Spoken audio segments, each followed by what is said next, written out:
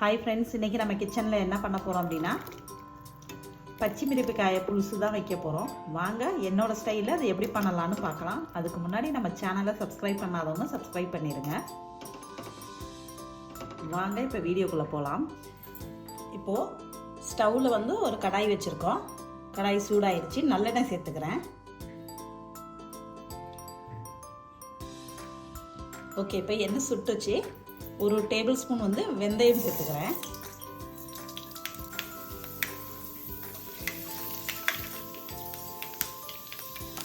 வெந்தயம் பொரிஞ்சிருச்சு. சின்ன வெங்காயம் ஒரு 10 வெங்காயம் கட் பண்ணி வச்சுருக்கேன். இதை சேர்த்துக்கிறேன்.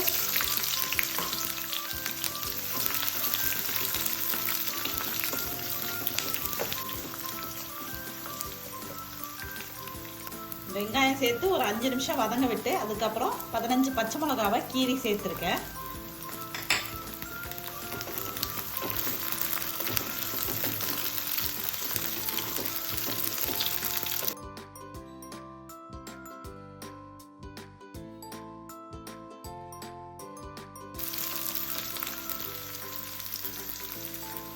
தேவையான அளவுக்கு உப்பு சேர்த்துக்கிறேன். ஒரு டீஸ்பூன் அளவுக்கு மஞ்சத்தூள் சேர்த்துக்கிறேன். நல்லா மிக்ஸ் பண்ணி விட்டுருங்க.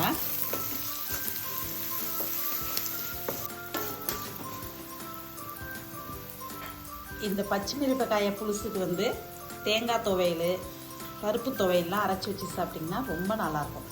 அதை விட இன்னும் நல்ல சைடிஷாக ஒன்று சொல்லவா, கருவாடு வறுத்து சாப்பிட்டு பாருங்கள். அப்படி இருக்கும் சாப்பாடு வந்து. கண்டிப்பாக நீங்கள் இந்த டிஷ்ஷை வந்து ட்ரை பண்ணி பாருங்கள். இப்போது நான் பெரிய லெமன் சைஸில் ஒரு புளியை எடுத்து கரைச்சி வச்சுருக்கேன். கொஞ்சம் கொஞ்சமாக தான் சேர்க்க போகிறோம். நம்ம ஃபஸ்ட்டு கரைச்சது இந்த தண்ணியை சேர்த்துக்கிறேன்.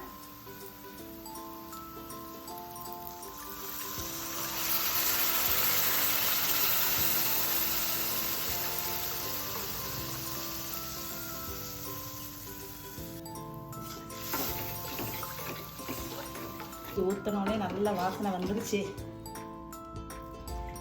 புளி வந்து ஒரே டைமில் நம்ம கரைக்கக்கூடாது. இப்போ நம்ம ஏற்கனவே தண்ணி சேர்த்துட்டோம்ல, புளி தண்ணி சேர்த்துருக்கோம்ல. இப்போ திரும்ப கொஞ்சமாக தண்ணி சேர்த்து இந்த புளியை கரைச்சிடுவோம். ஃபுல்லாக கரைச்சி விடாமல் கொஞ்சம் கொஞ்சமாக கரைச்சி தண்ணி சேர்த்துக்கலாம். நீங்கள் இப்போ புளி கரைக்கிறீங்கன்னா ஒரு புளி உருண்டை எடுத்து வச்சுக்கிட்டிங்கன்னா அதை வந்து 3 வாட்டி தண்ணி ஊற்றி நம்ம கரைக்கிற மாதிரி பார்த்துக்கணும்.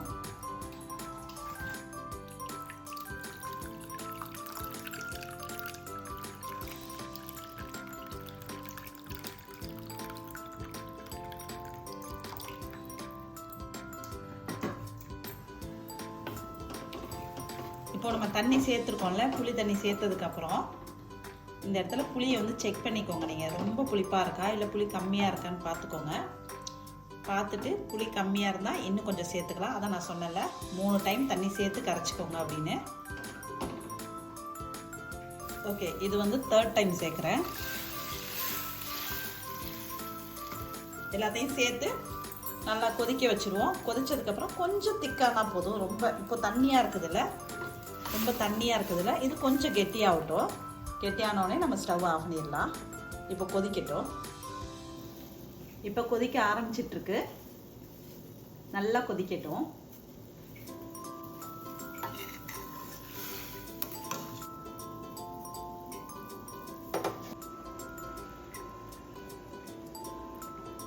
ஓகே, குழம்பு வந்து நல்லா கொதிச்சுக்கிட்டே இருக்குது. இன்னும் ஒரு 2 மினிட்ஸில் நம்ம ஸ்டவ் ஆஃப் பண்ணிடலாம். உங்களுக்கு இந்த அளவுக்கு தண்ணி வேணும்னாலும் நீங்கள் இப்போவே ஸ்டாப் பண்ணிடலாம். இல்லை இன்னும் கொஞ்சம் கெட்டியாக இருக்கட்டும் அப்படின்னு நினச்சிங்கன்னா இன்னும் கொஞ்சம் நேரம் கொதிக்க விடுங்க. நடுவில் கொஞ்சம் உப்பு செக் பண்ணிக்கோங்க நீங்கள்.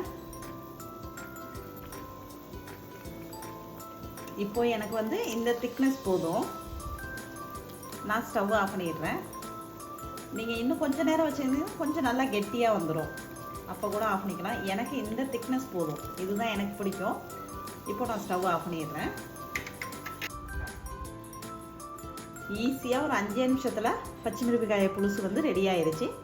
இந்த வீடியோ கண்டிப்பாக உங்களுக்கு பிடிச்சிருக்குன்னு நினைக்கிறேன். பிடிச்சிருந்தா மறக்காமல் நம்ம சேனலுக்கு சப்ஸ்கிரைப் பண்ணுங்கள், லைக் பண்ணுங்கள், ஷேர் பண்ணுங்கள், கமெண்ட் பண்ணுங்கள். தேங்க்யூ.